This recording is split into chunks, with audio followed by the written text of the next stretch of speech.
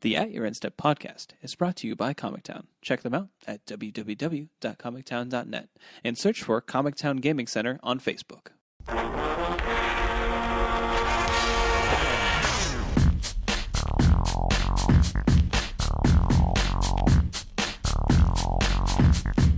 Hello, and welcome to At Your Instep. My name is Morgan, and I'm here with Dave. Hey. And Mike. Hello. We have another fun-filled episode for you guys today. Some changes as far as that goes in the Magic Online territory we want to talk about, since last week was Magic Online week. And then we also have some unconfirmed spoilers for Oath of the Gatewatch. And then we'll talk about some competitive stuff, the couple of GPs that happened over the weekend we definitely want to discuss.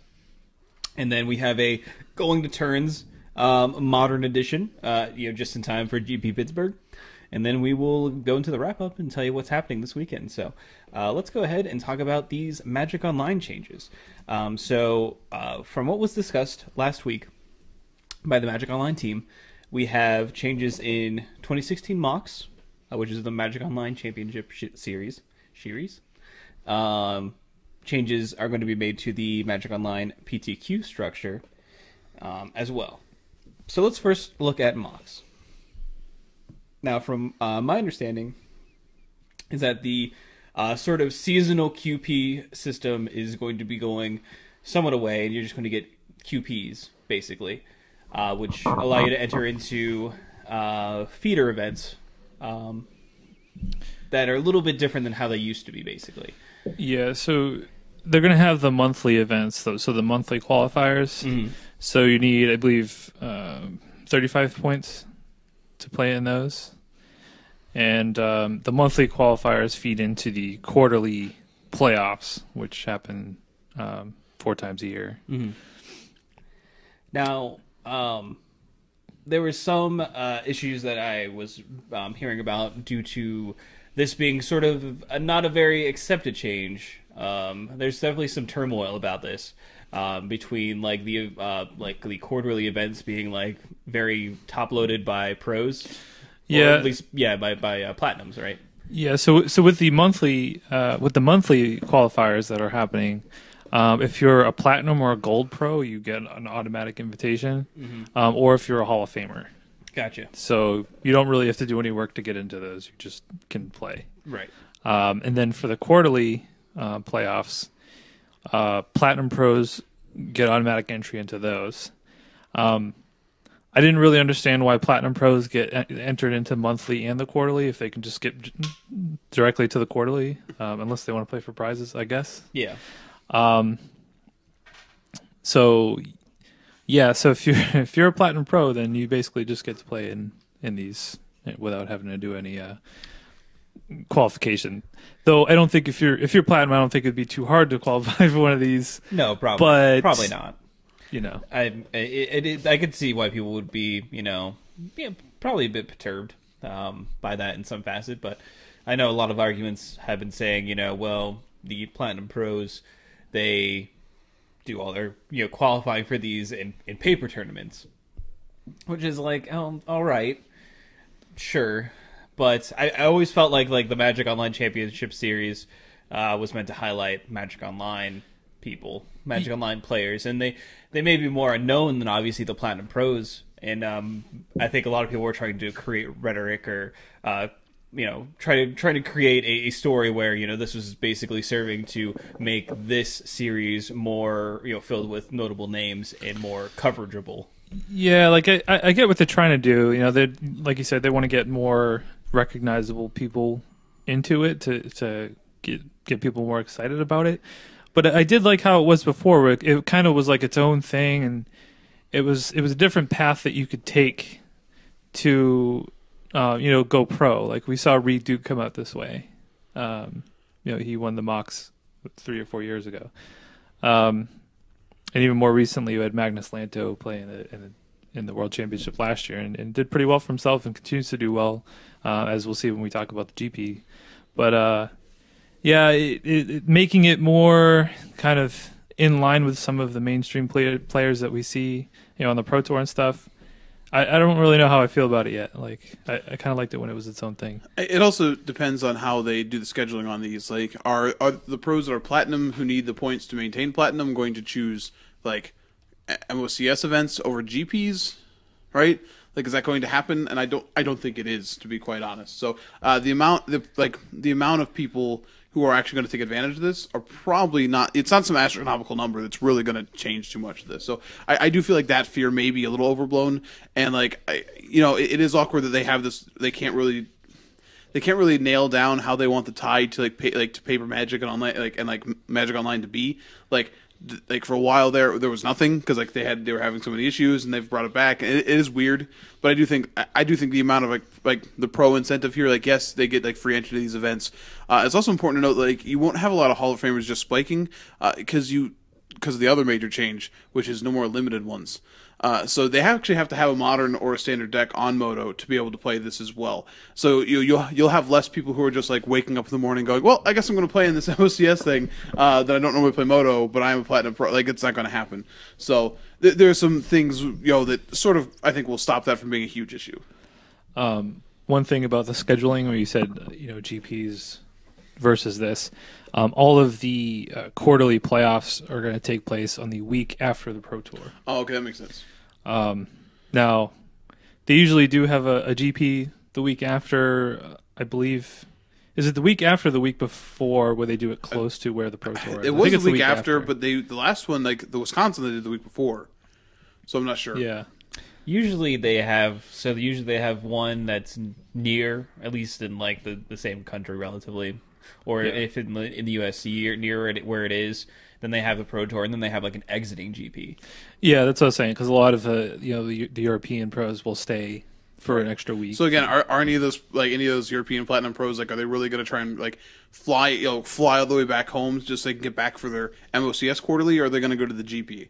Like, it seems to me they're probably going to go to the GP. So it's just consideration. I honestly think the bigger outcry of this has been the change, like the move away from limited. Like I think for a lot of people, like for myself included, like I've had a lot of wasted qualifier points that now may become a little bit more live as you have a little more time to use them, and the seasons are not so like, well, you have 20 different seasons, and look, you have 10 quarter points from 20 seasons, and they sit there and rot on your account. Good job, everybody. You know what I mean? So, but I do think like a lot of people, especially a lot of streamers who like limited, have been pretty upset that they've sort of eliminated the diversity in the formats. Yeah.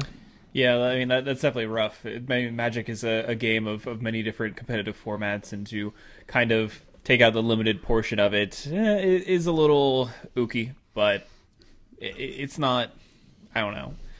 It's not surprising. I would imagine a lot of people are probably upset that Modern is one of the main formats with it. I mean, I love Modern. I think we all pretty much love Modern here, but a lot of the pros don't like it as much because it's a hard format to prepare for, and you kind of just have to get the right matchups to do well a lot of the time. So especially I in feel Magic like Online that's dominated by like Burn and other things. Like, yeah, but like a lot of pros they're not big fans of Modern because of the variance involved with it, and also you could argue whether the format is healthy right now or not, but we'll get into that a little bit later. I mean, I still think it's certainly diverse. Whether the Moto metagame is entirely diverse is a separate question, I suppose. We'll not talk about. Well, yeah, I wasn't really talking about diversity, but yeah, I understand what you're talking about, yeah. And I don't think there's an issue, but yeah, we could talk about that. I'm just saying, like, I think like if I were a Platinum Pro, I would probably prefer that it be standard and or limited. Yeah, I do. So I have to wonder, like the conspiracy theorist in me, I guess, has to wonder if like they tried so hard to make these events matter more, but they also don't ever want to have the issues they had in the last 2 years. So it's probably a lot less taxing on the system to not have a data, all these different databases of like decks set aside, and then when it crashes, it's just like, oh, we actually don't have your deck stored anywhere. So, but if you're playing standard decks, it's like, oh wait, we're coming back up. Oh, and you still have your deck. Okay, we're good. So there's probably some logistics in that. It's just easier for them to. They probably feel more confident running a high level event without that added hassle. Yeah, I wouldn't be surprised if that factored into it. There's also a lot less random interactions that can get bugged because, like, especially like Modern is a ton, but in Standard especially, like you can easily streamline most of the interactions you'll see in standard a lot quicker than you can do all the other debugging. So there's a lot of reasoning for that. I definitely understand people being frustrated, but I don't think it's the end of the world by any means. Yeah, it'll be interesting to see what changes happen and everything like that. Yeah, one thing for the lowly peons like us, it makes it easier for us to qualify for one of these because you can, you can save up your points throughout the year. Right. So you don't have to just play. It's not like seasonal like it is now, where it's like your points expire after a certain time. So if you don't have enough, then you just lose out. It's the exact statement I made like 3 minutes ago. Okay. Well, cool. About how they rotted on your account and you couldn't use them. Yeah. Okay. Cool. All right. Great. That is a positive change. You call me on that when that happens, so I'm calling you on it. All right. Thanks for listening. Are we ready to talk about the PTQ changes? No, I'm going to go there, Dave, for a few more seconds. Okay, no, that's fine. I mean, you can talk about it. I'm just going okay, cool. I'll talk over you. Talk over my glare? Yeah, exactly. Can you hear it? Yeah, it's audible. So they're also changing the way that Magic Online PTQs work. So basically, if you win a PPTQ, which they also have in Magic Online, you get a PTQ Finals token, and these all will alternate between red and blue tokens, basically. And then you can basically, once you win one of these tournaments, enter into the PTQ Finals kind of at your leisure when they are happening. So they're making the system a bit more flexible to help people out that can't play a 5-round event on a weekday. Which is how they are run currently, where you have to play through the weekday to queue for the weekend PTQ. Right. Yeah. The big difference here, and again, like you said, they're making it more flexible for people. Currently, the PPTQ feeds into a PTQ that happens that weekend. Right. This one, you can win a PPTQ, say today, and then not play. You can play in any PTQ final from this season or the next season with that token that you get. Yeah. So like the example that they have is they're for Pro Tour Shadows over Innistrad, you will get a red token if you win a preliminary, and then the finals works. The final tournament will accept red tokens. But when Pro Tour Sydney starts, you're going to, when those PTQs start, you're going to get a blue token instead if you win a preliminary.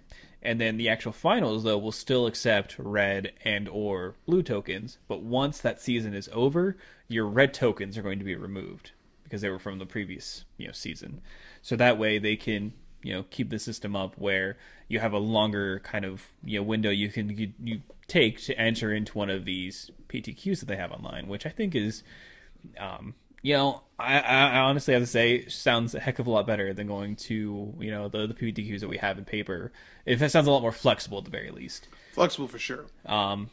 Obviously you can't necessarily emulate the same amount of traveling somewhere, being with your group, and the actual difficulty of the tournament itself, which can vary widely from depending on where you're going for your paper PPTQ, but. If you are someone that favors flexibility over, other factors, then this might be really great for you.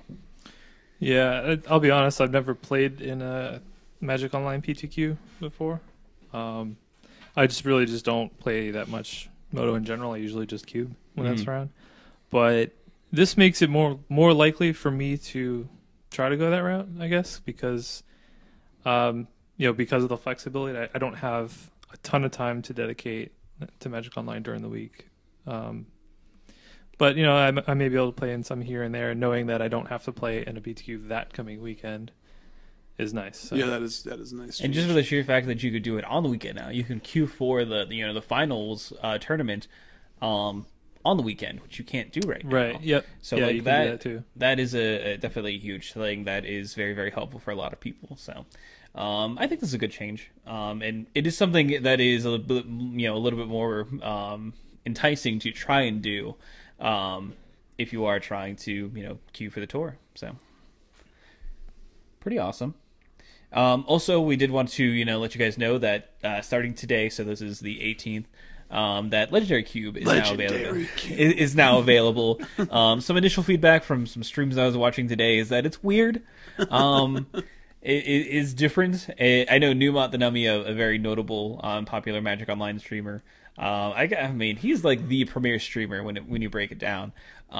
He was like, he's played, I believe, like 3 to 4 like drafts of it, and he's like, I've drafted like a total number of like between, I think he said like 10 to 15 creatures across all of the drafts. Most of his decks have been like spell and artifact decks. I know that he tweeted today that he got to use Pyromancer's Goggles on a Urza's Rage. Oh yeah, Nice. And he got to 20 his opponent. Oh, that's sweet. Which is pretty sweet because he got to make infinite mana because he had the Rings of Bright Hearth Basalt Monolith combo. So there's clearly some fun things you can do in this. And I don't know if that depends on who you are, I suppose. I don't think that they necessarily involve casting creatures. I know that Evneron was definitely playing a sort of aggressive deck that took advantage of the artifact that gives a target legendary. If you tap it, it gets target legendary creature +2/+2, as well as the Anthem as well that gives legendary creatures +2/+2 from Kamigawa block. I believe Sword of the Chosen. Yeah, that's what it is. It was like before they had equipment. Yeah. Just like tap this to give. Stronghold. Yeah, it was Yeah. And I can remember the art with like the sword like swinging. Selena. Yeah, that's it. Yeah. So there's definitely some interesting things. I know that we will definitely try to maybe play a draft or two and report back to see how this is. It seems like it seems very to me. It feels like it's probably close to Legacy Cube. It's a lot more clunky, I would say. Sure, it was fun. So I guess the thing is too, like the mana fixing in the entire cube is bonkers. Like that's what I hear. So basically, you can kind of just do anything within reason, but it is a little bit different because you have all these legendary creatures. So certain things don't necessarily exist, and other cards are exponentially better because all the creatures are legendary. So, yeah, we'll see how it is. Yeah, I know Sam Black had tweeted something like, "I won my draft just drafting cards that would normally show up in regular cubes." Yeah, exactly. So I think if you're familiar with how Magic Online cubes work, you'll probably make it out all right. Just play blue. It's probably still the best. Yeah. You get like Moloku. Signets are really good still. Yeah, crazy how that works. I'm excited to try it. I'll probably get a couple drafts in before we cast again next week. So if others, we can try and discuss. We'll do some drafts from the hotel room maybe. That sounds sweet. Pittsburgh. Yeah, I like that. Yeah. Our hotel is free Wi-Fi. Verified.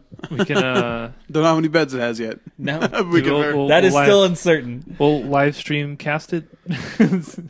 That sounds awful, but sure. Yeah. Nobody wants now to Dave is picking. Yeah, nobody wants to listen to that. But yeah, we'll Periscope it. How about that? Ooh, yeah, we can man. Periscope it. We could put the At Your Instant Periscope to good use. Yeah, there you go. Give us all them hearts. That's how Periscope works, right?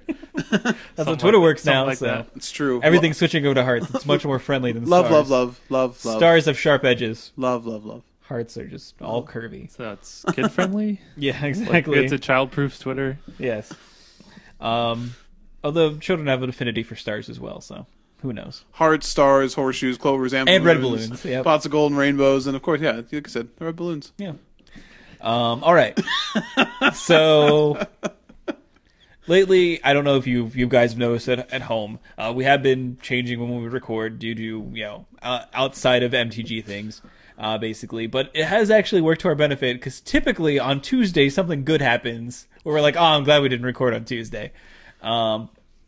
So last night, some Oath of the Gatewatch cards may or may not have been spoiled. It's of course unconfirmed since this is so early. Can we just point out how Kozilek is the titan of like reality distortion and mental warping? So maybe this is all just some kind of trick. Yeah, it's Kozilek's just messing with us. Yeah, for sure. But basically, we have 3 cards that have been sort of revealed, as it were, by unknown sources, and have not gone away or been disproven as of this recording, which is typically a good sign of something being legit. But jury's still out on this. But let's talk about them. So I think the first thing that we should probably talk about is that there's a new basic land type. It's called Wastes, and when they said, when the player base really cried out that they really wanted more wastelands, this is not necessarily what we were expecting. But basically, just to describe it, I mean, obviously this is an audio medium. It's very hard, but it's a basic land, and it just has wastes, and it has a picture of some bismuth, is what it is. That is quoted as being. Which in previous artworks that we've seen in BFZ, Kozilek's Channeler? Is it? Well, it was Infiltrator. Infiltrator is the one that actually shows the bismuth, like the ground, Sentinel. Excuse me. Oh, Sentinel. I'm sorry. Yeah, that shows like the bismuth on the ground in front of him, like in the exact same like patterns. Yeah. So it's pretty. So, yeah, this is very telling that the artwork is very, very similar between the two, but it has a new mana symbol. We honestly don't really know what this means, other than it's just something that you could get with an Evolving Wilds. It's a basic land. Yeah. So, or Terramorphic Expanse, if that's how you do. It's probably more interesting to. If we get a fetch next step, but the fetch only fetches this, will people just lose their minds? Like, pay 1 life, search a library for just like a waste card put in the battlefield, like, oh good, Zendikar fetches. So it's probably better to talk about it maybe within context of the other card. One of the other cards I should say that was spoiled, which is Kozilek, the Great Distortion, which is 8. New symbol. We'll go with that. We call it waste. Yeah, 8 waste. For a 12/12 with Menace, and it says when you cast Kozilek, the Great Distortion, if you have fewer than 7 cards in your hand, draw cards equal to the difference. And it says, discard a card with converted mana cost of X, counter target spell with converted mana cost of X. It also has Menace. I said that at first. Oh, I read he already said that, Mike. I read, you hear him? I read You get on me for that all the time. No. You know what? Take your lumps like a man. I was just getting you back. For Menace. I did read it. I gotta protect this house. We are in my house. Protect so, this house. Yeah. When did this become an Under Armour commercial? At your Insta, brought to you by Under Armour. I wish, man. I really like this. I know Keller for Type 4 was drooling over this design for Kozilek, but he's going to put it in whether it's real or not. It's like, it's not real, whatever. We're going to put this in. The name still works too. It was a Great Distortion. You can make this the next invitational card. There you go. It's not real. The cast trigger here seems like this is actually probably what the ramp decks want to be doing. Oh yeah. I spent all the cards in my hand to play my one fatty, so it's cast this, trigger my Sanctum of Ugin, and then draw 5 or 6 cards. That seems terrifying, actually. Now the trade-off, of course, is that it gets the counter clause, but it isn't indestructible, which is definitely one of the easier ones to outright kill. Assuming they don't just miracles you out with counterbalance. Yeah, I mean, to be honest, if they kill it, obviously you spent, I guess, 10 mana as far as we know on this creature, and but you did get to draw back X amount of many cards, so it's cool. I killed your threat. I'm sure you drew another one. Yeah, I know. Kai Bude was saying, if this card's real, it's going to be bonkers in Vintage because you pretty much only need to counter 1 mana things. Oh my gosh. Jeez. So, yeah, you pretty much just lock them out of the game. Yeah, I really like this card. The art has been confirmed as new. Not it could still be just random art, but it isn't. It isn't something one of the common ways to check is it is art from DeviantArt or something like that. And so far, it has not been found. Neither it or the waste art has been discovered as far as I know. And there also has been a third card that we want to talk about. Mirror Pool. Yeah, can you read that one? It's a non-basic land. Mirror Pool enters the battlefield tapped. Tap, add Diamond Eldrazi mana to your mana pool. 2 and an Eldrazi mana, which I'm calling it for now, so deal with it. Sacrifice Mirror Pool, copy target instant sorcery spell you control. You may choose new targets for that copy. Or 4 and an Eldrazi mana, sacrifice Mirror Pool, put a token on the battlefield that's a copy of target creature you control. So, like, super utility. Now, this design reminds me a lot, and people have already said that Wastes reminds them of sort of like snow-covered lands. Yeah. This design sounds like a lot like snow-covered lands. Like, like you had, I'm trying to think, what was the one where you could, like, tap? Was it Scrying Sheets? Scrying Sheets, where, you could put, like, that. Like, there's one you could deal 4 damage, right? Mm-hmm. Moth of Ranum. Yeah, sorry, Cold Snap was not was not my set, but so similar idea here, where you have a wonky symbol and some cool effects, and this is a lot of effects for a land. Like, we got some cool utility lands in battle, and then this seems like, like I could pay 6 mana to draw 2 cards, or I could just like sack this land and copy my draw spell. Yeah, let's do that. Yeah. So let's kind of focus on the land here. So what a lot of people have been kind of surmising from this is that this represents strictly colorless mana. Right. Yeah, we don't have any confirmation as to what this actually means, so this is all speculation on our part of how this works. But the way that I'm thinking that it works is that the waste basic land adds a colorless. And then if you have a card or an activated ability with the waste mana, you have to actually pay. You can't just use any colorless mana to pay for that. I believe you would have to use one of these waste mana. See, I don't know if that's true, and that's what's going to be really tricky. Yeah. It's like, I think it implies that you have to use colorless lands. Like, you couldn't just pay like 10 green and cast Kozilek. I think you'd have to pay. Right. But I don't know if it specifically has to be the mana indicated by wastes. Okay. Yeah, I mean that's yet to be Like, you could tap 8 determined. forests in like your Hedron archive ostensibly, but I don't know if you're. I mean, I'm just, this is conjecture. You could definitely be right. Mm-hmm. It's really hard to say. Depending on the power level of these cards, like if we look at like Kozilek and say, okay, that card's really, really powerful, then it would stand to say that maybe they do have to have the waste symbol to sort of balance that power level, but I'm not sure. Yeah, I would say that because, I mean, otherwise people would just play colorless producing lands in their deck rather than playing these base. I guess there would be some benefit to playing the basic waste land.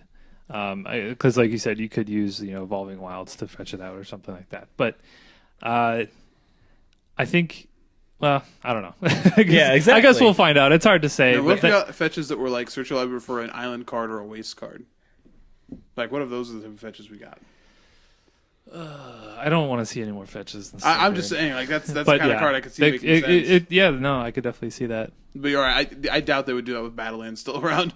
God. Oh, by the way, these work with Battlelands. I don't know if you understand that. Like, this is a basic land that works with Battlelands, which is going like the first time you see that happen, where a person has like 2 wastes and then plays like a Canopy Vista and it's untapped. You're gonna go, I don't even know. I don't know what just happened. Yeah. It's very compelling. These do look, like very much so legitimate cards. From what everyone's saying, even like the proxy guy on Magic on Twitter, who does like a lot of work within, taking cards and twisting and then turning them in many different ways, very familiar with like Magic card formatting. Says like if these are fake, then they're the best fakes he's ever seen. And for a man that has that much, who has his hands so deep into like how Magic cards are like formatted, and whatever, a non-professional level, for him to be like these are very good, then I have a hard time believing that these aren't real. But I might be just trying to feed the hype monster. Yeah, no, I mean, I agree with that. I mean, these are really good. I mean, especially the artwork on Kozilek is incredible. And if that's not real, then bravo to whoever painted that. No joke. But Kozilek's been the worst kept secret on Battle for Zendikar this entire time. I've talked in here a number of times about how he's more than likely inside the inside the actual plane. And if you read like Uncharted Realms today, like they continued the battle for Zendikar with Ulamog, and like they got to the point where like it ended today where Omnixilus is like about to like mess up the Hedrons, and like something, according to the stuff for this, like something happens, and like this is when Kozilek comes out and is like, hey, what you guys doing to Ulamog? You know what? You guys are all crazy now. Let's just zoo. So the real question about this is whether or not you believe like wastes or waste not. Wow. Oh boy. Wow. That's the end of the show, guys. I retire. We're cutting it early. Have a great one. So this is kind of the sixth color that we never had, or that they've talked about doing. Barry's Land. Barry's Land. Yes. That is like, oh, we had it all along. It was inside you. It was inside Zendikar this whole time. No, it was really cool pulling up some of the old articles and like Morrow talking about like wanting to design this land for almost like 20 years, and like how our like rules was like, no, you can't do this. And he's like, but I want domain to have 6 things. So now you possibly can. Yeah. So, all right. So last thing I want to talk about this is the limited implication, because obviously if we have a new basic land type, how are we going to get enough of these into circulation to make it accessible? Like, are stores going to be given land packs? I would imagine they are at pre-releases. Are these going to be? I would imagine like it wouldn't be a bad thing for them to have a waste in every pack. yeah, that's a bold guess. Would be the waste is actually the land in every pack In every for pack, Oath of the yeah. Gatewatch. Which would explain why they'd put more of the basics in the Oath of the Gatewatch or the Gatewatch fat packs, because if they're not going to be in the actual packs of that set, that makes some sense. Also, I imagine that these will probably get the they already, how it's portrayed to us as a full art, but they also will get the half art treatment, if you will. Regular art. The regular art treatment, just like some of the Gross. yeah, just like some of the, if you buy like a gift box, you actually are getting regular art basics for BFZ. So I imagine this is going to be sort of the same thing. So I could see stores getting like, the regular art, wastes in a certain amount for pre-release and everything like that. Because that would still allow the ones you open in packs to retain, some sort of value, quote unquote. Right. And then not have people like having just a whole bunch of like full art wastes and not having like, regular art wastes. So. And foil of these. Yeah. Those are going to be nice. Yeah, for sure. This is not the first time that we've had like, potential unconfirmed big spoilers that turned out to be true happen, with Gate Crash. It happened Gate Crash. It happened with Modern Masters 2. Yeah. There was a ton of cards that were supposedly confirmed. They even made it to Mythic Spoiler, which a lot of people were trying to use as like a litmus test, and then they just weren't there. Yeah. Goblin Guide was among them. Mm-hmm. So yeah, it's important to know that like we're taking this with a grain of salt. Like we're discussing implications, but they're only implications if these are real. So correct. It's like don't walk away from this saying like, hey, we had a special spoiler of the Gatewatch. You we heard it here. That's all to come first. through for us yet. No spoilers yet. Sam, still waiting, buddy. Now, if these are real, how do you guys feel about having a 6th land type? Is it something that you are okay with? Is that cool? I don't know if it matters. It depends on what they do with the set. Because if it's literally only limited to this, and those cards don't make much of an impact outside of standard because it's one small set, then waste may not mean anything. If they make a bunch of cards that make it compelling to play waste, and I do not know what that looks like. I do not know. Yeah. But if they do, then I could definitely see like wastes being like the kind of card that shows up. I think what I'm guessing here is it's going to end up like snow-covered lands. There's some decks that might want to run them. They'll have novelty value. There'll be that one deck that's like, yeah, look at all of them. You know what I mean? And that'll be it. That's my guess. So my guess is that this is. I hope that this is a sort of a one set only deal. I really feel that if you regardless of whatever plane we go to, you could always have a waste there. You could always have a waste, just like you always have plains. You can always have mountains, forests, what have you.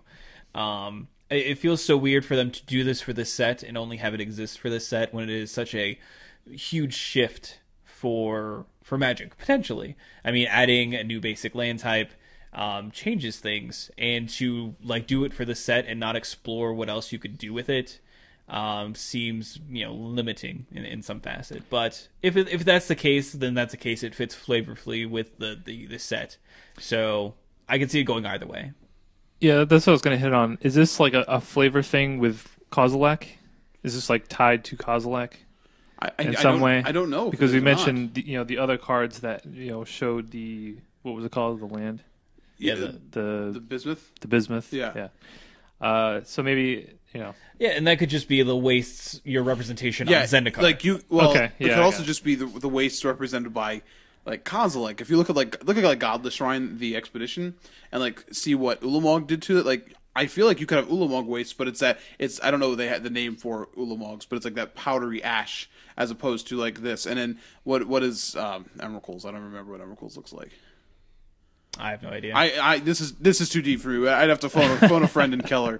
But like ostensibly, if they kept doing this at different points when the Titans show up, then you could have wastes that have different art, almost like the Eldrazi spawns all have different identities. Right. Okay. Yeah. I mean, I think, and this is just my guess. I'm guessing that this is going to be only to the set, but when they're doing the continuous storyline like they're doing now, and going back to some of the planes that we've seen, if the Eldrazi continue to be part of the storyline, then I could see this maybe showing up in other sets, where maybe we're still battling the Eldrazi. Yeah, it's definitely weird like to have a basic land type that all of a sudden wouldn't show up again later. Like it's really awkward then like if it does become like modern playable. Like you just talked about how like there might be issues getting the cards. Well then like in 3 years when you've only printed an actual basic land once, like dear Lord, could you imagine? Well, still, I mean, the snow cover lands are like have a little bit of value. And that's They're like, true. what, like $1? But that's not even a basic land type. Like in most decks, you could just run basic lands. But what if you actually needed wastes? Right? Could you imagine going to a limited GP like next year with wastes and like they set all the lands and like the first person to go up and gets lands is like, yeah, I think I need like 50 wastes for my sideboard in case somebody's playing the mill deck. Yeah. And like you go back and it's like, the wastes are gone again. Yeah, that might be awkward. Like Curb Your Enthusiasm style, where like the judge is just like, where are the wastes? I just think that to not continue toying with this would be pretty wasted as far as that goes. Mine was better. C+. Fair enough. It would just be a lot of wasted potential. That's what I mean. Okay, you gotta stop. Anyway, but yeah, very exciting, and we will, as more stuff comes out about this, we will keep you informed. But don't expect to hear much until typically they do something for Christmas. Is they usually sneak out something. Something to remember though is that compared to years past, we have a set coming out. This set comes out in January, mid-January. So we might actually start getting some stuff peppered out through December. I will say, if waste is real though. If they figure out who leaked this, that person may not survive. Because I feel like this is the kind of news that Wizards desperately wouldn't want leaked. They want to announce this and not have us sitting here going, what does it mean? What does it tap for? What does it do this? And they're just like, this is what we They're can't just give like people face things. palm. Yeah, like the full Patrick Stewart going on. Just like, Yeah, it's pretty rough. I imagine for a company to have a leak like this big is so just so bad for them. Internally speaking, not necessarily bad for the company or the bottom line, but just I'm sure that a lot of people put a lot of time and effort into make this and wanted to be the people to talk about it, and now they don't they kind of lose some of that. Obviously, we will still be very interested to see what this actually is and means if it is real, but not having the impact of the first reveal is probably taking some wind out of their sails. Morrow's just in a full-on depression at this point. But I wanted to share it. Probably. It's probably pretty rough. Guy, that's not fair. That's mean-spirited. I won't do it again. I'm sorry. All right. Well, that is everything for the community segment. Let's move on to the competitive. So over the weekend, there were a couple of GPs. No Star City Games because Star City Games was hosting GP Atlanta. It was Battle for Zendikar Limited, and it had a total of 2,073 players attending. Tom Martell was the victor in the entire tournament. Drafted green. Is that accurate? Is that correct? Yeah, he did. I kind of felt like he was pretty much the only green drafter. And they talk about how bad that is, and having drafted, I'm not any master at this set. It's probably one of the sets I've been the worst at drafting in a long time. But I will say that if you are the only green drafter, sometimes your deck is actually just incredible. So he had all the cards you probably wanted to have, and he showed that you could get through. Because I thought Owen Turnwald's deck was disgusting. Yeah, it was pretty good. And he still got through there. Now, I do think Owen flooded a little bit in their second game, but it wasn't like it was necessarily close at the end, really. So, Yeah, I mean, if you're the only one. So don't draft green unless you have a strong signal that you're the only green drafter, and then take all the green cards. Sure. As we said, he did defeat Owen Turtenwald in the finals. We also have Sam Black in the top 8, as well as Ohio's own Dan Musser. So congrats to Dan Musser on his first top GP 8. top 8. That's pretty awesome for him. So good job there. Got back to the Pro Tour. Was talking about how he had not day 2 to GP in like the last 3 or 4 tries. So it was good to see him just like he went like 13-0 to start the tournament or something like that. Yeah. Like, Yeah, he was on fire. Went to 13-0 beating John Finkel in his last draft pod. Like sometimes you just are on a heater. Yeah. And the best thing he tweeted out like, "Oh man, can't wait for these 2 free drafts." And it's just like 3. Picked up a 3rd free draft value. Yeah, that's sweet GP top 8 value. I wonder if they had a Waffle House there. Just like double draw Waffle House. That was the plan at States. That's what we did. And I don't know if they probably had a Waffle House somewhere in Atlanta. Houses in Atlanta. Yeah, So yeah. Anyway, that's pretty much it for the limited GP. Obviously, did you have any? I will say, and honestly, I didn't get to see this, but it was retold to us actually by Jordan. They guess they were doing sealed viewers. Like used to draft viewers, but they tried out sealed viewers. So like they had a person like actually build their sealed pool on camera and discuss the decisions going into it, and that's pretty cool. Like I think it's hard, especially when you're playing sealed, to really get people invested in it. Like you as a viewer like can't really get excited about the deck. You don't know what's going on. Every card feels random. It's like watching kids play at school. Well, I'll cast this and then this, and then you're like, I don't know why there's so many cards. So to actually get to sit down and like look at someone building their deck, discussing the philosophy behind it, like what cards are good, what cards are better in sealed, and would go into this pool and making a curve and everything else. I bet that's a nice little piece of tech that Star City was able to sort of like throw out there, and I was glad to see them sort of embracing a new way to make limited a little more interesting. One thing, and I didn't watch much of the coverage. I watched a little bit of the top 8, so I don't know this for sure.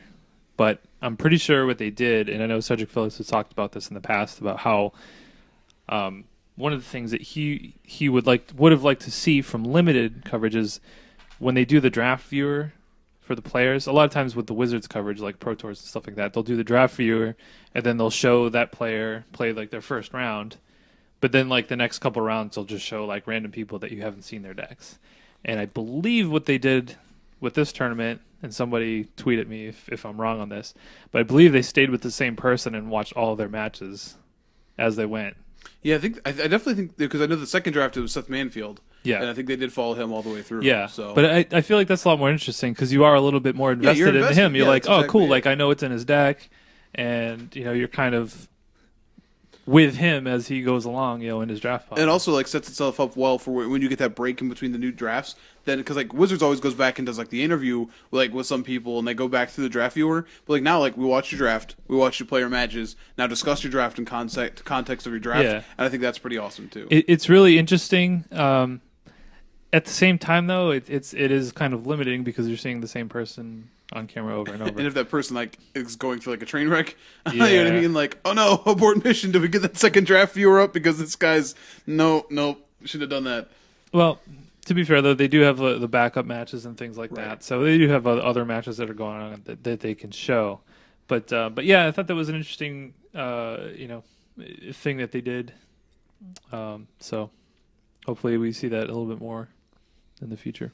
Yeah, it'd be nice to have, have something to follow.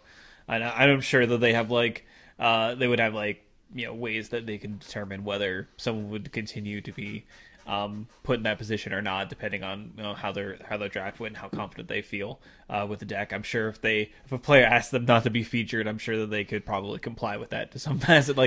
Hey, probably not. It's kind of like a live, like if you go on like Star City Games or Channel Fireball and you watch somebody do like a draft video. It's like a real life version of that. It's like, oh, we're gonna like play in a GP and do this now.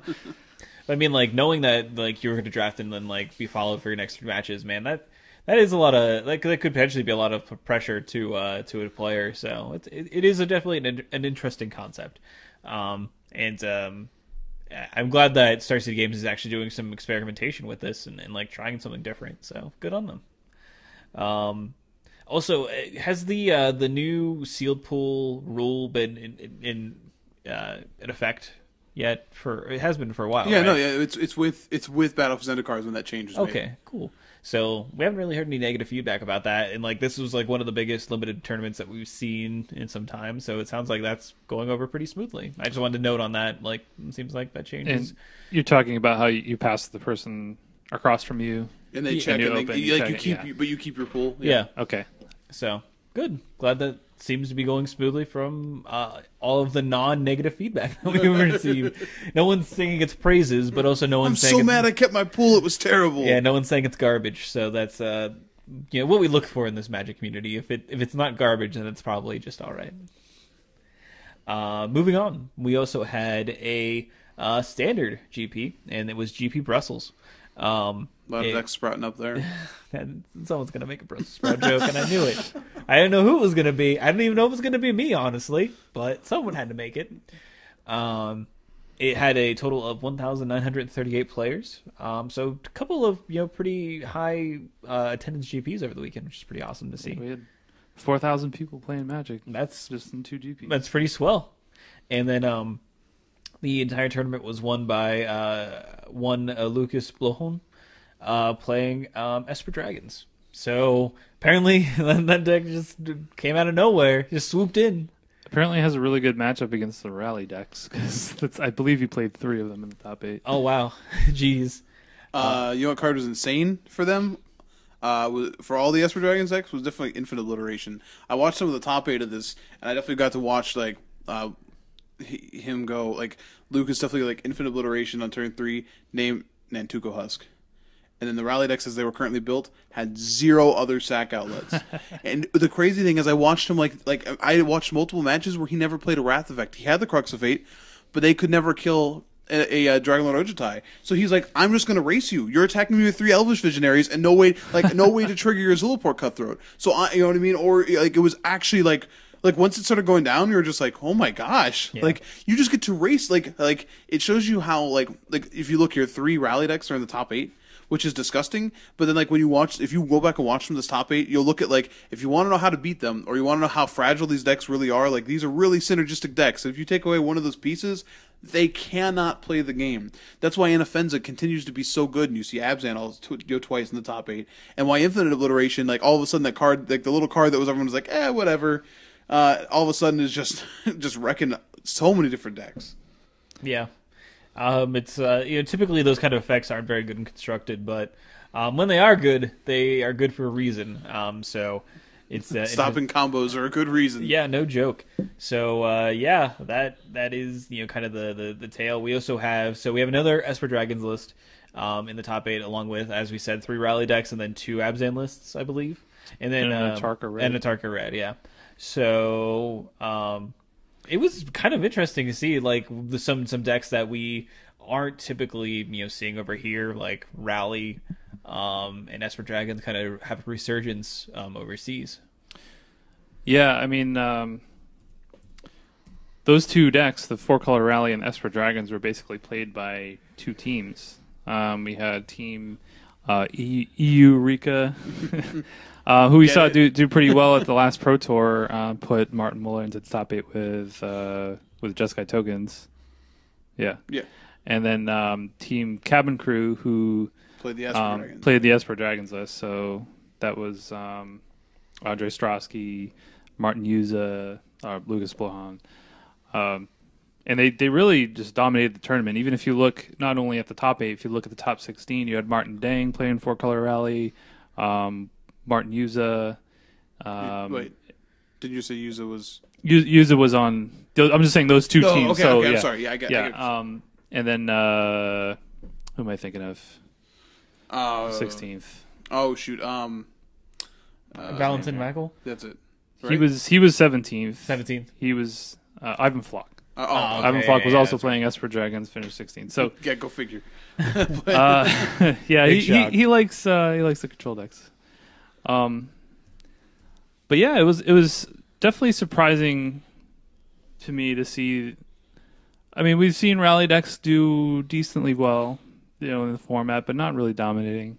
And Esper Dragons kind of fell off the map. I wasn't really even a thing on my radar. It was like one of the, statistically speaking, it was like one of the worst decks that At was the Pro Tour. At the It Pro was Tour, awful. yeah. Well, I mean, it had fallen out of favor. We had a different Esper control deck that was just better, which was kind of the Reduke shell that Reduke and Patrick Chapin had played to good effect in other GPs that we've seen. So it's kind of interesting that it's kind of swung back in that way. But we mentioned the rally matchup and how they could just race with Ojutai.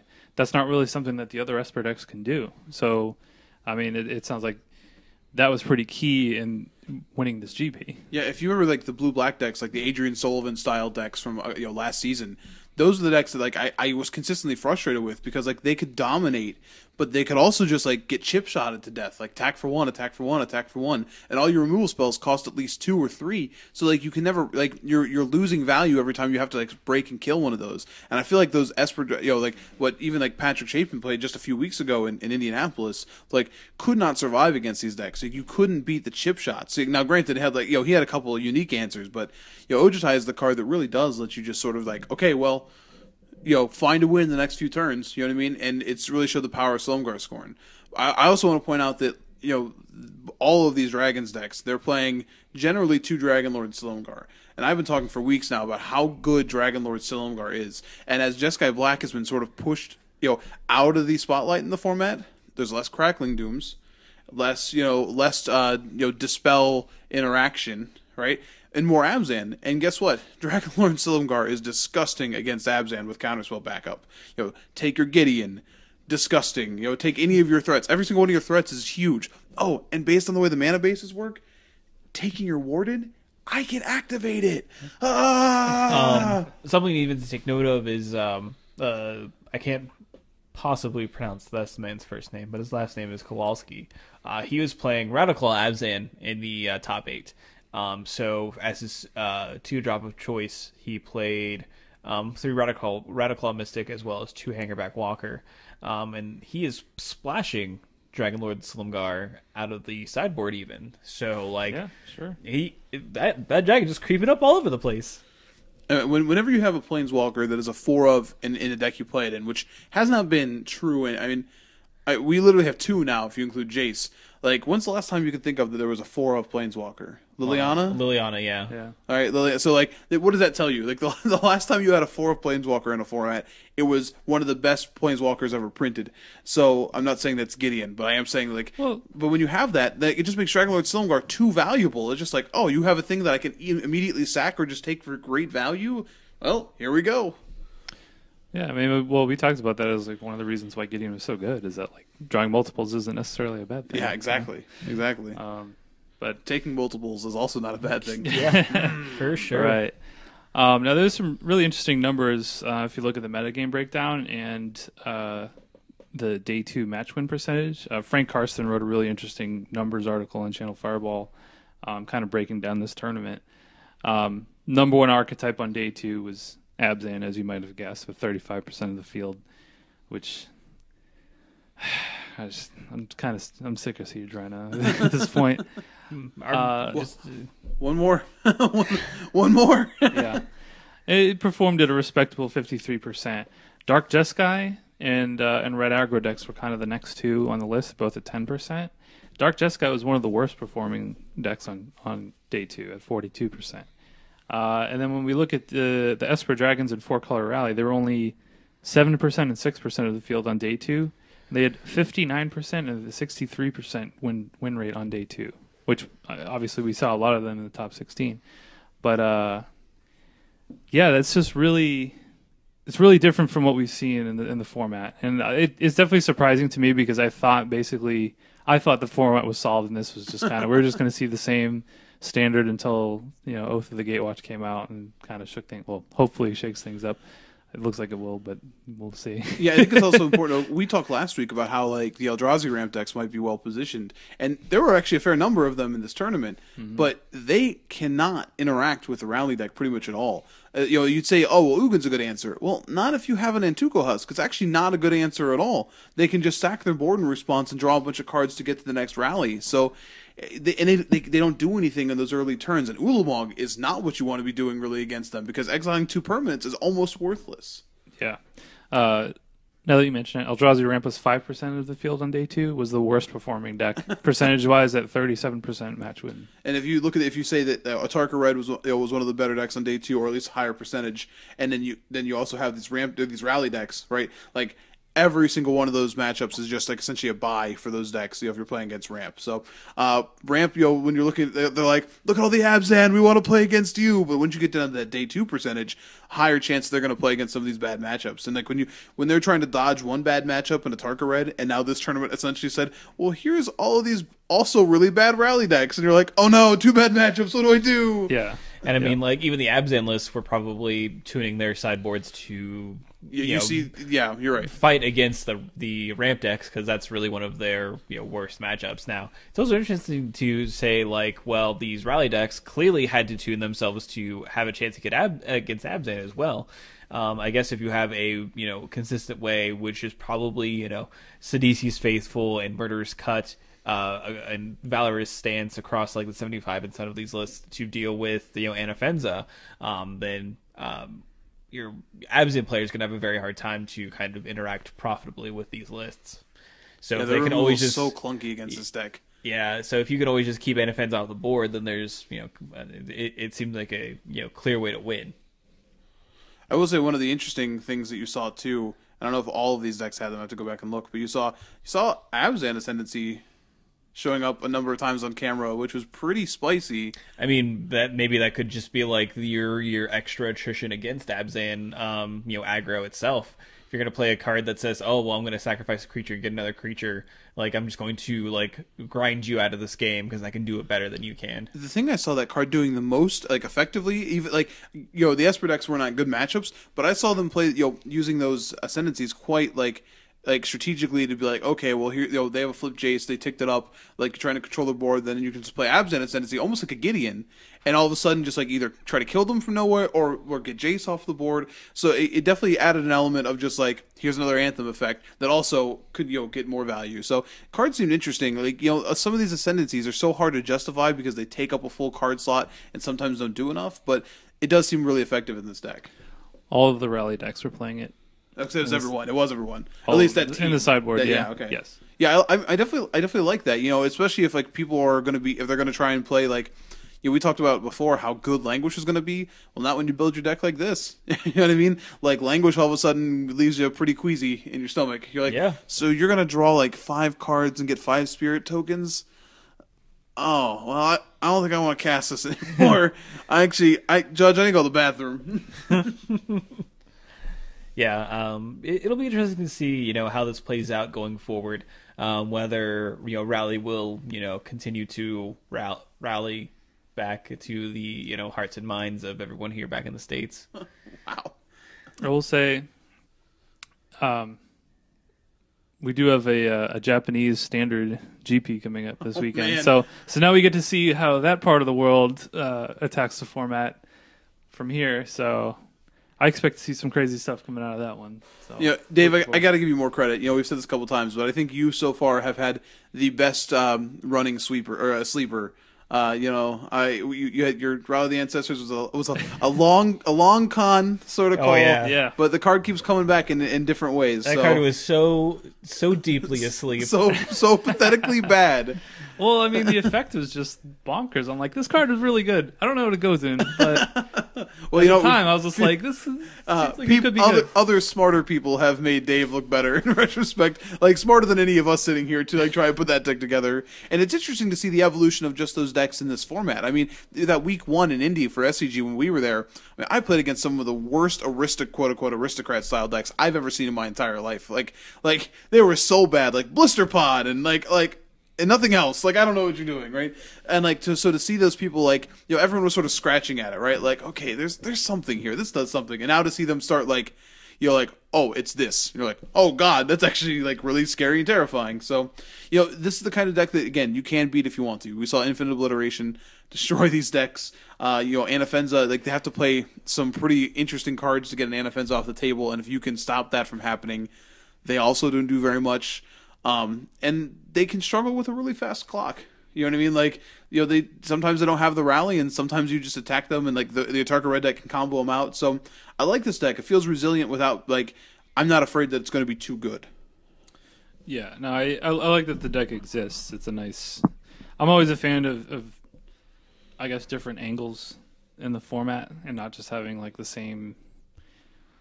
Like part of the reason why I'm not really in love with this current standard format is like all the decks kind of felt the same. Like all the Abzan decks and all the Jeskai decks were kind of just like, oh, I'm just going to try to outvalue you and the games are going to be grindy, and that's kind of what it is. But this does attack from a different angle, which I appreciate. So. Yeah, it's pretty sweet. I mean, I'm excited to see where it goes and what happens with the Japanese GP when that does come around this weekend. We could have so many different things changing. Obviously, when those comes out, if these rumors we talked about earlier are true. I mean, apparently Dave wants his cat to be a part of the show. Thank you. They heard it. The mic's not going to pick that up. Oh, it picked it up. Did you hear it in your headphones? Oh, yeah. Then it picked it up. Anyway, but no, I think this is pretty interesting to see this kind of come back again, and we'll see if the trend continues on in Japan. So, but I expect in Japan, I know that there's been a lot of the red-black aggro list that has been getting played and been performing pretty well. So I wouldn't be surprised for that to have a pretty good showing. They really enjoy their Drainas over there, apparently, along with Kolaghan, Storm's Furry. Furry Kolaghan. They like their flying ladies over there, if you will. So we'll see what happens. I think that's it for competitive, as far as that is concerned for this segment. I think next up we have going to turns. The illustrious return.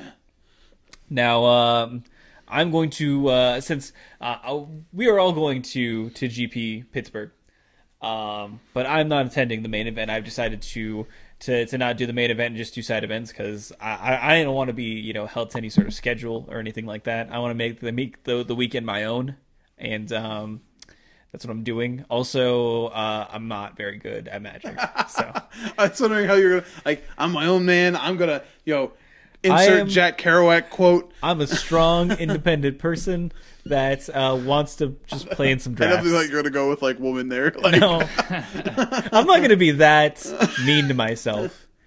I'm still know what my gender is. I'm not no disservice. No, to I thought you were just going the quote I'm a strong yeah, never mind. Right. No, I thought you were quoting something else. My apologies. No, I'm not. I'm not quoting whatever that is. I'm sure I know what it is, but I can't remember. It's fine It is right now. No, it's fine. No, it's cool. Whatever. It's fine. So let's we're go to turns. Yes, this is going to be Modern Edition. So this is going to be ramp up for GP Pittsburgh.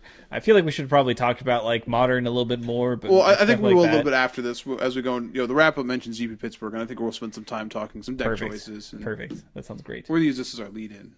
Yeah, lead in. So I'm gonna be the moderator for this week's going to turn segment. We are running on no internet here currently, so our show has had the Dark Ages some technical difficulties. So I have 3 screens here. Dark Ages. There's 3 iPhone 6s. And, this is the Dark Ages of 2015. So I will be the moderator. Did we decide who wants to go first for the first question? Whose birthday is the closest? Mine's in December. Well, that's what I meant. Yeah, that's okay. Whatever. All right. So Dave, you're going first. Is that correct? Or is Mike going first? I don't care. You pick. All right, Mike's going first. All right. Look at that. See? Anyway, so we're going to start off with this question. Turn 1. What is the greatest influence to the increase turnout for GP Pit? If you guys don't know, GP Pit's over 2,000 right now, closing in on the cap of 2,500. So very highly attended. Mike, go. I guess I'm going to be as aggressive as I possibly can and say it's Pastime's fault. That's what I want to say. Obviously, Standard wasn't the issue. You saw 2,000 people in Brussels playing Standard, but Pez is Pez does not have the negative connotation associated with, at least not as much as Pastimes does. So I'm going to say that players voted with their wallets and told Wizards to stop using Pastimes. All right, Dave, go. I don't know if it's necessarily the tournament organizer. I'm just going to go with Modern being very popular and people loving the format. I think even if you haven't played Modern in a while, a lot of people just have their own decks that they just play all the time and can just, bust out for the tournament. So I just think... All right. Mike, you came from a place of hate. Dave, you came from a place of love. So, Dave, I think I'm going to go with you because I think yours is actually probably more true anyway. Sooner or later, you will all join me in the dark. Rise, Lord. Mike, I don't know. I don't know what your Darth name would be. You have to figure that one out. When I was a kid, I decided I'd be Darth Awesome. Just go to. I'm sure that there's a dark side name generator that you can look up. They're mostly Darth Tyrannus, so like Darth Stegosaurus, Darth Triceraton.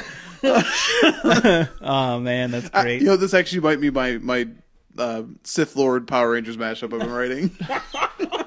Oh man, I don't want to ever read that. It's morphin' time. Now I'm just picturing Zordon as Lord Palpatine. And recruit me, Lord Vader with attitude. All right, this segment has gone a bit off the rails. Totally worth it. Oh man! Last I checked, Dave was up by 1. Yeah. Give it time. So Dave, you're up next to start. Will a top 16 or better finish for the lands decks, Bloom, Tron, Red Green Tron specifically, cause a ban to occur on either of those lists? And go. So I don't think a high finish by either of those decks will cause a ban. I feel like a ban is already coming down the pipe. Not so much for Tron. I feel like Tron is probably the more fair of the two, but definitely for Bloom. Bloom just does things that the format's not supposed to do. You're not supposed to be able to do turn 2 kills. So I feel like a ban is coming for that, but probably not until Pro Tour. All right. Same question to you, Mike. I think I tend to agree that a ban is already coming. So I will say this. A number of high-profile finishes, like at least one, but a couple in the top 16, will definitely be much easier for Wizards to justify it. They can literally point to a most recent result and say, hey, Bloom does things they always said that we're not supposed to do, and look at all these decks doing this. So if it has a good showing, I don't think it helps Wizards' case. I am going to go with Mike on that one, because I think they kind of set that precedent with Birthing Pod, where they were able to kind of point out we had X, these finishes for it. So I like that argument. Makes a lot less sense. But you both are kind of right with that one. They are hopefully working on a ban. Sorry, Amulet Bloom players. I don't like what you do. Not sorry. Yeah, we'll just go off on a tangent here for a minute. I think we already did it once, and it was hilarious. Yeah, we'll just do it after. This one isn't going to be as funny. But it is unfortunate. I do love Modern, and people have discussed this in the past. Though it's unfortunate that because they brought it back as a Pro Tour format, they're kind of. I feel like they're only going to change the ban list once a year, and that's going to be right before the Pro Tour. I mean, I don't think that's necessarily a bad thing, though. I mean, you want people to feel safe with their deck, and your Animal Bloom players would be like, oh, we should feel safe. I hate to tell you, your deck breaks the rules of the format, so you shouldn't feel safe with your deck. But other people should. So even if you come across something, you really have got to let time bear that data out. If there really was an emergency, they would do it. You know what I mean? Yeah, but there have been a lot of people that have voiced their displeasure with the format, and a lot of it revolves around dying on turn 2 to Amulet Bloom. I mean, maybe or Gristlebrand deck. Well, that's true too. I mean, that deck's definitely an outlier, but I see it. Maybe we'll see a larger shakeup. I don't want to infer that, but maybe that's what's coming if people do continue to voice that. I mean, they have shown the capacity to listen to Modern players before. They really want that format to be successful. So, all right. Moving on, Mike. Splinter Twin variants have been on the decline in recent events. You may see them in top 8, but the overall numbers are low. Will this continue this weekend? And go. Yeah, it has been pretty low. I'm going to say it does continue this weekend. Maybe you see, your obligatory 1 in the top 8, maybe. But, the talk of the town has been Zoo. Like that's been one of the decks. And Twin really doesn't have a great matchup against Zoo. Like, oh yeah, it can combo off, but when it doesn't do very much against them. So I definitely think that deck may keep it down. All right. And Dave, same question. I think we're going to see a little bit of a resurgence in Twin this weekend, actually. Like you said, they have been a little down to the Zoo decks, but the tools are there in the format to be able to fight Zoo. I feel like people just need to adapt. Like, I think some people haven't been respecting Zoo as much, so I feel like, if some of the pros pick up Twin and maybe respect Zoo a little bit more, they'll have a little bit more success. I'll go with Dave. I think that I want Twin to do well because I like that deck. Then you should do well with Twin. I'm not the person to do that. I'm not this pro that'll pick it up and be able to do well with it. But I do have a follow-up question that both of you can answer, and this has no bearing on going to turns, but it is a fun one. Which variant would you think would be the one to pick? So you have three popular ones: Grixis, Straight, Izzet, and then Teamer. So. Yeah, you can go first. I think blue-red probably. The pros seem to like blue-red, and if these lands decks are a worry, then like the one that gets to play main deck Blood Moon is probably the one that you're going to see be the most successful. That's true. I haven't seen a main deck Blood Moon in a while. Not since what, like Richmond? When that top aided? What was the Pro Tour Richmond. Yeah. That Yelger Vigers That would have been beginning of the year, so before Richmond. Yeah. I'm thinking like Pardee, right? Sam Pardee had Blood Moons in the top 8 of GP Richmond. Maybe. Mm-hmm. So, but I think that's, if people want to play Twin and want to have that uptick, like just playing straight red allows you to play things like Terminate's not that great against Zoo because it's 2 mana but you want to play a lot of Angers and it's a lot easier to cast Anger out of straight blue red. So I think that the pros tend to gravitate towards blue red anyways. They like being sort of straightforward with it. Yeah, blue red tends to be a little bit better in the mirror as well. And you get to play more counter magic and stuff like that. So, right. I don't really know which one's the best. I've only played Grixis, and that was like kind of at this point is outdated. So that was like before Jace. I don't know. I guess blue red. Yeah. No, I definitely agree with that. I also think blue red as well. To kind of be the better of the three options that you have.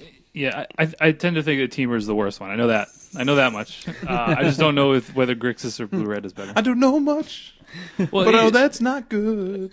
Grixis, there's like a wider range of things you can play. Obviously, you have a whole other color that you're playing, but there's more flexibility, I feel like, with that. Like, you can customize it a lot more. Kolaghan's Command is also really, really powerful. Yeah. Like that card just continues to be really, really gross, and it allows you to play a really interesting sideboard game with it as well. So I think it all comes down to, like, are you willing to go all in on the combo? Because the blue-red is kind of all in on the combo. Like, you're pretty much...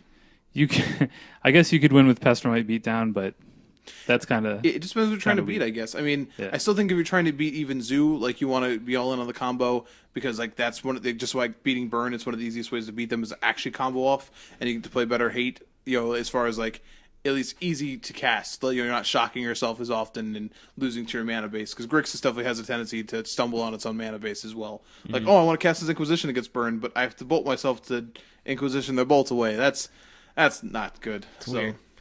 I almost wonder if, like, maybe Jeskai might be good.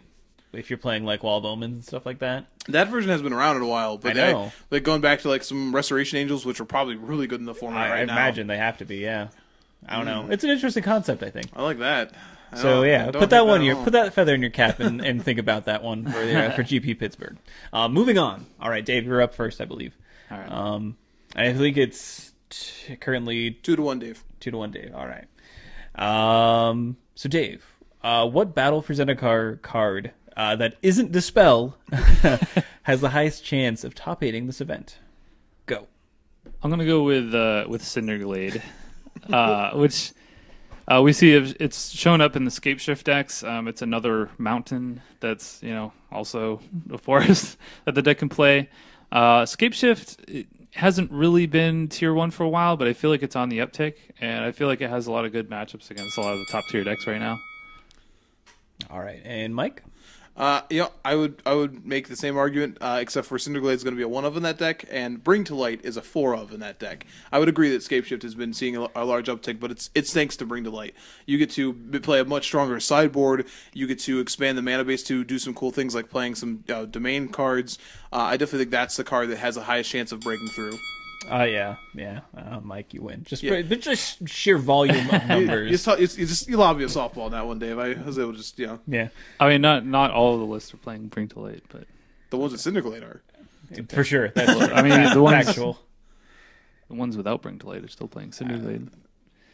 Are there any without Bring to Light have done well recently? No, actually, I was looking at it today. Yeah, It's definitely a deck I don't want to see. So fair enough.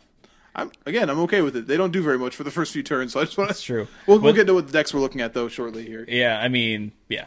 All right, and last one. So we're all tied up at this point in time, correct? Yeah. All that's right. why we want to be. We gotta go to that tiebreaker.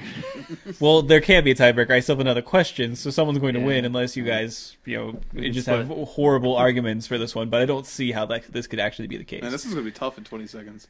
All right, Called Shot. Guarantee 3 decks that will be in the top 8. Go. Oh yeah, brother! I'm going to guarantee at least one copy of Splinter Twin, probably blue-red. At least one copy of Infect, because that's the kind of card that people like metagame for other decks, and that deck sort of sneaks in and steals wins. And as disgusting as it may be, and it pains me to say this, Red Green Tron I think is a guaranteed in the top 8. I don't think it wins the event, but I definitely think somebody also sneaks in by carning people. All right, Dave. All right, I'm gonna go with Affinity. Affinity's always in the format, and it's won a lot of GPs, just modern GPs.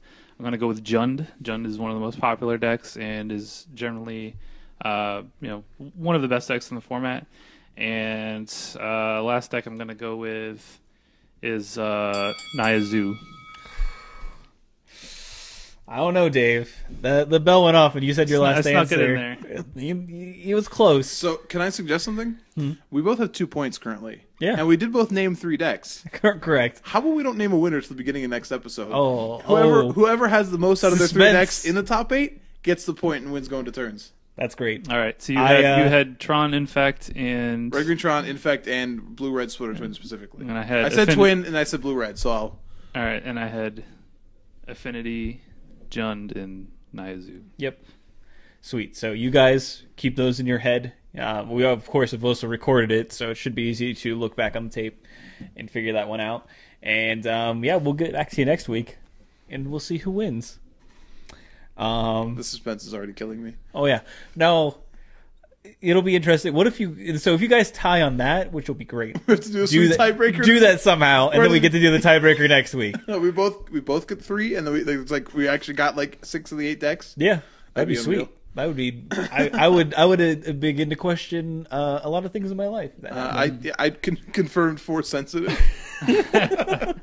Darth Awesome strikes again. By the way, that was the best breaking of the show we've probably had in a while, for sure. Please, any fan art of any of the Darths that we discussed, please submit. You can tweet us at @YourEndStep. Please, we want to see these for sure.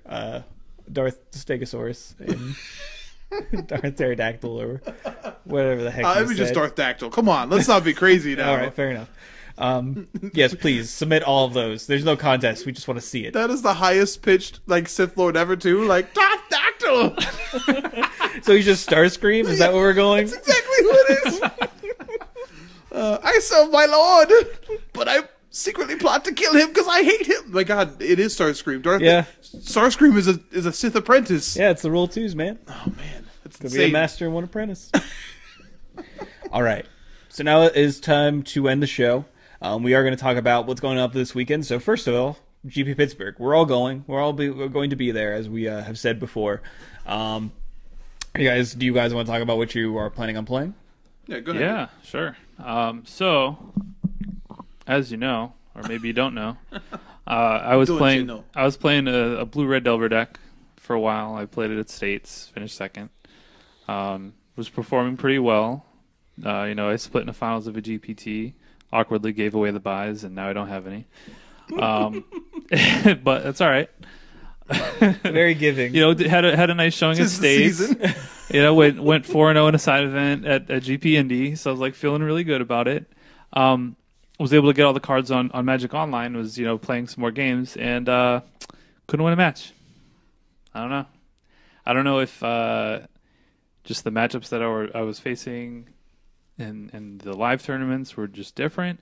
I definitely played against more like Snapcaster decks online, and those turned out to be pretty bad for the deck. So it was just performing really poorly online. So I kind of put that deck on the back burner, and I'm going back to Old Faithful, Grixis Delver, which, you know, I had a moderate amount of success with, and it's a deck that I know inside and out, and I've played a ton with. And, you know, there are other decks that I'm interested in playing. I think like Blue Red Twin is something that's, you know, in my range that I could play. And I feel like I'm pretty familiar with the format, and I kind of know what all the decks are doing. But Grixis Delver is just the one that I have the most, you know, experience playing. And I feel like in a format like Modern or even Legacy or anything like that, you do get a lot of edge, you know, with playing what you're familiar with. So I don't think it's the best deck in the format or anything like that, but I do think it has good matchups against a lot of the top tier decks. You know, really good against things like Affinity and Infect. Has decent matchups against Jund. So if I can hit the good matchups, then I'll have a good day. And if I play against a bunch of Tron and Amulet Bloom, then I probably won't. But I mean, you only have 9 rounds day one, so all 9, yeah. Burn, I'm not like even sure. I haven't played against Burn enough to know if that's like a positive. Like, I've done pretty well against it, but it doesn't feel like it's great. But maybe it's just like all the games are close against Burn, but that's just how it is when you play against that deck. I don't know, but yeah, that's what I'm running. Nice. I've been sort of lost in Modern for a little while. You know, my go-to has always been Blue White Giftstron, and I love that deck. And honestly, it's a deck I've put in all my time with in Modern. It's been good to me. Like it's been good, but the company decks have just disappeared. And that was really the deck that this preyed on. Like, you know, when Birthing Pod and then the company decks were really good, then, you know, playing Elishnorn is insane. But what's taken their place, though, has been the fast mana decks, Bloom and Tron, and then even the aggressive decks like Burn, like are now that Path to Exile. So I lost a lot of free wins with the deck, and then some of the wins were like you can't play. Like, Tron is unwinnable; you just can't win. So I've been sort of lost because I want to play that. I tried out the Delver deck for a little while. Really, like, you know, it's a deck that feels like I should be my wheelhouse. Like, I really like tempo decks, but that deck just is very frustrating to me.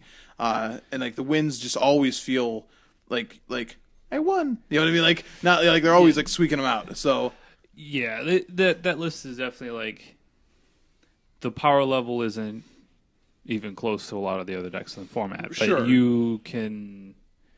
You have an aggressive game plan, a little bit of disruption, and that's kind of, you know. Oh no, I mean, I've said before, like, I don't know if the deck is great, but it's definitely playable. It's just not a deck I think I want to look at again. Yeah. And if I was going to play Grixis, then I'm looking at Twin or even Control. Like, I actually really like Grixis Control, but I don't think that deck can beat even Tron most of the time. So it's just not where I want to be. I tried Affinity at States. Again, Affinity is another deck that I've played a ton of, and it feels fine, but it's also just like, I don't know if that's what I want to do. So I've kind of gone back to my first love in Modern, like when the format was young and new, playing some Burning Tree Emissaries. I'm going to play the Red-Green Blitz deck. I mentioned a couple weeks ago how I really like some of the lists that had done well, and the Tarkus command allows the deck to do things that are just simply disgusting. And the more and more I've tested it, the more I've liked it, and I've started settling on a list and been tuning it, you know, setting the sideboard up the way I want, and I really like where it's positioned this week. You know, it's got a pretty favorable matchup against a lot of the, like, even the lands decks. Like, they always have draws that can win, but, you know, if you're playing your average draw to their average draw, you're the one that has a proactive game plan every single time, and that feels good. You do pretty well against Jund. You know, they take a lot of damage from the mana base, and they don't have a lot of answers to multiple creatures. You know, like they want to, like, you know, bolt a guy in Liliana something, and when you Burning Tree Emissary into 2 guys, it gets really tricky for them. Abzan's going to be rough. Lingering Souls is still a great card against me, and part of me, every deck I look at says like Lingering Souls is great. Part of me is just like, well, play the Lingering Souls deck, but I don't know what the deck that is. Like, if I had to guess, I'm like, it might be like some terrible like 4-color Jeskai monstrosity. Just because if Zoo is good, then Lightning Bolt and Lightning Helix are good. But I've done that at a GP before, and it was a miserable day of playing Magic. So I'm going to play this deck. It's going to be kind of like you, Dave. It's going to be sort of like if I hit a bunch of good matchups, I'm just going to steamroll people, or I could just hit a bunch of like Martyr of Sands and just like lose. That's just what you have to do in Modern. And if you're listening to this and you're not really sure what to play, just play what you like. Like play what you know, play what you like to play. I think that's important. Play what you like, obviously, but play what you know is really important. Yeah, because like no matter what you play, there are going to be a couple of decks that you just can't possibly beat. Like, you can't beat everything in Modern. It's just not going to happen. So, like... Now, I understand you hear Dave say that, and you're like, well, then, Mike, why don't you play Giftron? Because Red-Green Tron is too prevalent at the moment. Right. Knowing there's many tournaments I've played that deck in going, I can't beat Tron. But when most people are like, it's probably one of the top, 3 decks in Modern right now, I can't really do that. Right. So within reason, I guess. Is the answer. Like you're gonna and like in Modern is a format where you can't just go and look at the last GP and be like, oh well, look at all these burn decks and zoo decks. So I mean, obviously that's what the format's all about. Then you go into this tournament and you're gonna play against a bunch of, probably Jeskai control twin and Gristlebrand combo. Like what's going on? Yeah, it's really luck of the pairings. It's about to cap out at 2,500 people. Like, really, you don't know what to expect. So I played the Splits deck a lot, and I'm comfortable with what it does. And that's what I'm going to be doing, is just attacking people for 3. If I was playing in the main event, I would just play Blue Red Tron. But I would play two... Twin, you mean? Blue Red Twin, excuse me. And I would play... I think I'd play P and Kieran Nalar in the sideboard as a 2 of.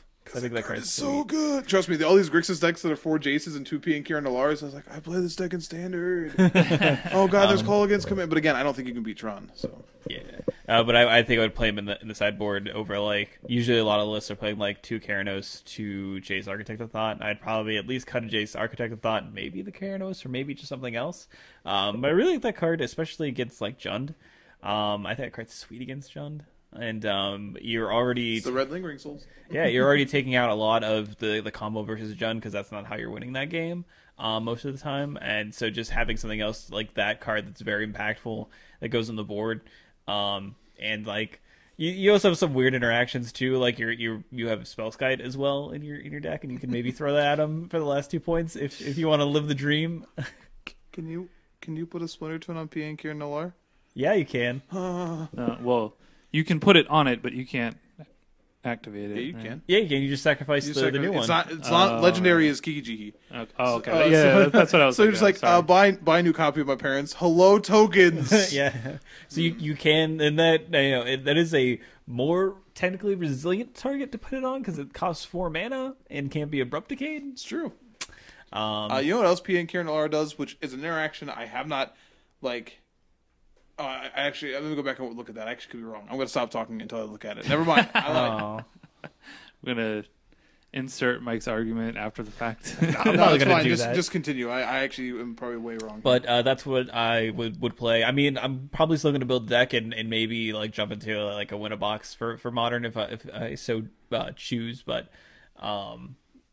it'll be interesting. But I think that's always just a solid choice to go into a tournament with. It's just this is just a deck that has a pretty good matchup against most of what the field is doing. It might be in the decline, but you still have a good shot with that deck for sure. So that's what I would be doing. But take my opinion, obviously, with a grain of salt. Instead, though, you said that you're going to be doing standard things, and just mention the sweet deck you're going to play. Oh yeah, Caleb Durward has released a new deck that is a Naya pumps a lot. Yeah, yeah. And it has like just a bunch of pump spells and a bunch of prowess creatures. Go to Channel Fireball, take a look at this. Oh, list, yeah. because it's awesome. I just want to play this deck. It's awesome. I just want to play this deck so bad. Yeah, he's gonna have more fun than Dave playing round one. That's for sure. Yeah. One of my favorite standard decks as of late was like Brave Naya, and that was like an aggressive deck that had like a combo element. So I'm like, oh, this reminded me of some things I like. This is the myth realized. Yeah, for sure. Yeah, it plays 4 of that card. Look up what that card does. It's a Dragons of Tarkir sleeper hit. Sold out on Star City Games for no reason. I don't know why. Caleb Durwood wealth them all out. He's going to be rich. Apparently, he's a smart man. But no, I'm going to play in this list and some standard window boxes. Probably doing some sweet drafts. Maybe get lucky. Paying for my whole trip. Getting a sweet expedition. So fingers crossed. That's the hope. Probably not going to happen. But yeah, that's gonna be my weekend, and I'm pretty excited about it. Also, like if I just have like a bad day Saturday and don't want to be there, I just go to the hotel room and just hang out. Request a robe, wear that all day. Wait till you guys come back. Around the room with a robe. Actually, come back to the convention center in the robe. Yeah, that sounds great. They won't kick me out or anything. Play "Living in America" on your phone, just like. But GP Pittsburgh is not the only GP that's happening over the weekend. We also have GP Kobe, which is going to be standard in Japan, of course. So we will see how that shakes out. And then we have Star City Games Kansas City, which is standard as well. So a couple standard tournaments, and then modern. I also want to, as we go to close here, I don't. We're not a political podcast in any way, but I do want to say we have like listeners from like random listeners all around the world and people that traveled everywhere. So I do want to take a moment to hope that everyone who was involved in any terrible actions last week are okay. And I thought it was really impressive that like even like Brussels, which really wasn't that close, but also like they continued. You know what I mean? They continued that GP, and they could have stopped it. They could have paused it. So I thought that was impressive. A show of resolve. So go ahead, Dave. Yeah, I want to say I was really impressed. They had Gabriel Nassif actually doing commentary, and he's obviously from France. I don't know if he's from Paris or not, but he was doing commentary, and he stuck it out and did it. He could have easily said, you know what, guys, this isn't what I want to be doing this weekend. And it would be totally reasonable to expect that. But So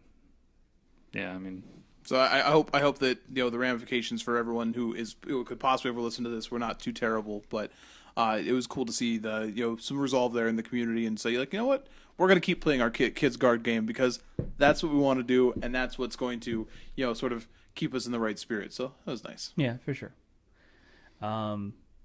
So that'll be pretty much it for this episode. You can, of course, follow us. We are at @YourEndStep on Twitter. Eldrazi Mana symbol your head step. Yeah. So change that. So if you say it out loud, it is @YourEndStep. It's very clever. We know. You're welcome. We also have an email address, which is @YourEndStep@gmail.com. Facebook as well. Look us up @YourEndStep, of course. And then you can also look up our sponsor while you're on Facebook. You can just do a search for Comic Town Gaming Center. And then also, if you want, you can subscribe to us on iTunes or go to our website @YourEndStep.com to download the show. Also, check out MTGcast. That is a great repository for very, very many excellent Magic podcasts. So while you are downloading our show, check out all the other ones I have on there. Literally anything you could want, there's a show about it in the Magic community. Like, for real. Like, just listen to everything. There's tons and tons of great shows that are out there. So check them out. But I believe that is everything for this week. So we'll catch you guys next time, and you have a great one. Goodbye.